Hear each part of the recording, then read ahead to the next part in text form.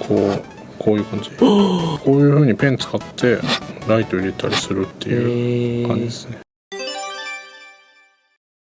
よろしくお願いします。よろしくお願いします。今日はマイキーさんがこれを持ってきました。これは何ですか？ホワイトですね。何のために使ってるんですか？修正、はみ出たものの修正とかに使うんですけど、あとは髪の毛のハイライトとか、あと目のハイライトとか、そういう風に使ったりもします。じゃあこういう人間ならこういう人間これ一応置いてあったので、どこにつけるんですか？こういうとこに入れたりとか、まあこれは別に問題ないけど、この人と椅子を分けたい時とここに線を1本入れたりとか。とりあえず私とトニーは顔を描けばホワイトをつけてくれますか？はい。ホワイトのつけ方教えてください。丁寧にやってますね。どれくらい描いてもいいですか？ホワイト入れるんで、できるだけ黒くしたいところは黒く潰してもらった方が。まずホワイトを入れる前にキャラクターを描く必要がありますね。今回は髪が長い女の子にしましょう。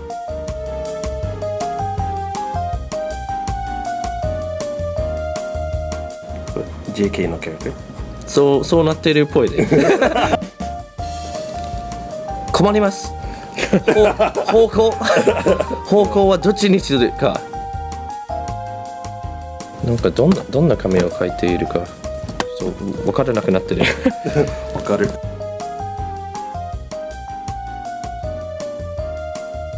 最終的にどんな髪になるかあんまり意識していない。それダメかな。いや、それでやると僕もホワイトの入れ方どうしようかなってなっちゃうんですけど。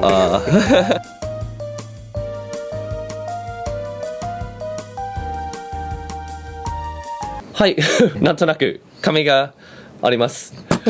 ではトニーお願いします。やだですよ。トニーはどんなキャラクターを描いてるんですか？先の女性がすごいインスピレーションでした。インスピレーションなんだ。インスピレーションになった。さっきはロングヘアの女の子だったので、もう一つの例としてショートヘアにしましょう。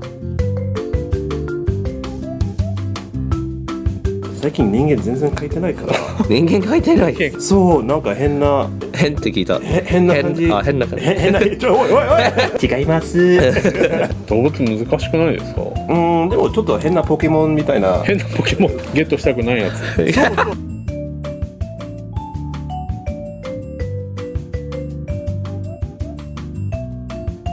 チャレンジが好き。なんかいや大事ですね。そう。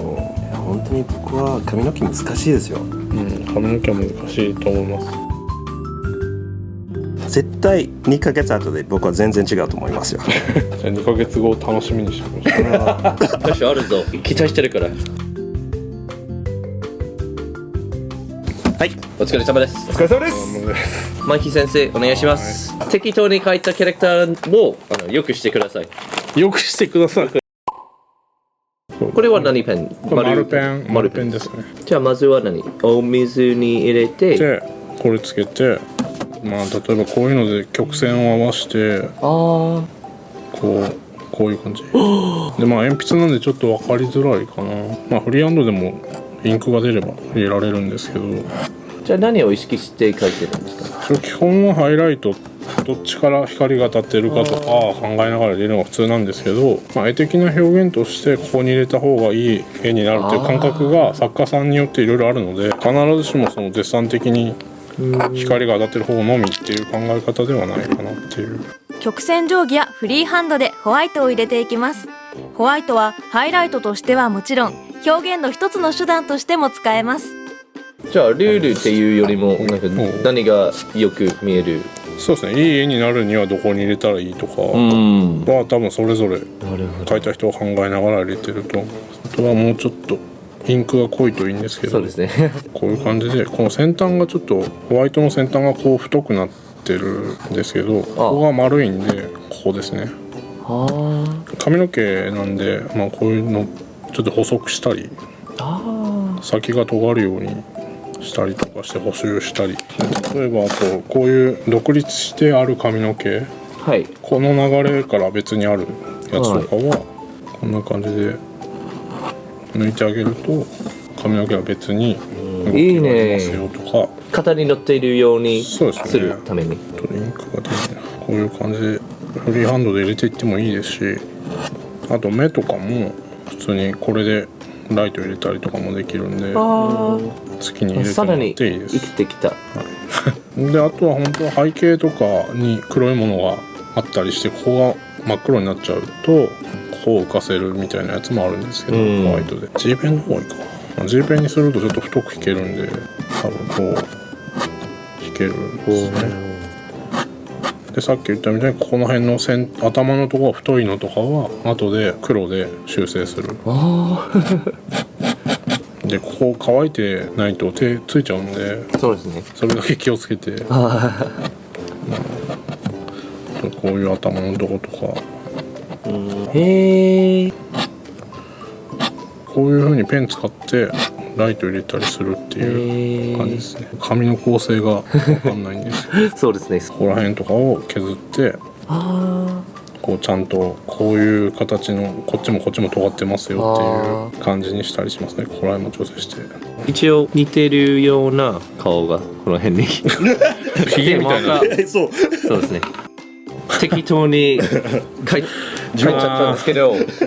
まあホワイトは描きやすいでしょうけど物が何なのかがよくわかんないですね。こういう感じでちょっと浮いちゃっ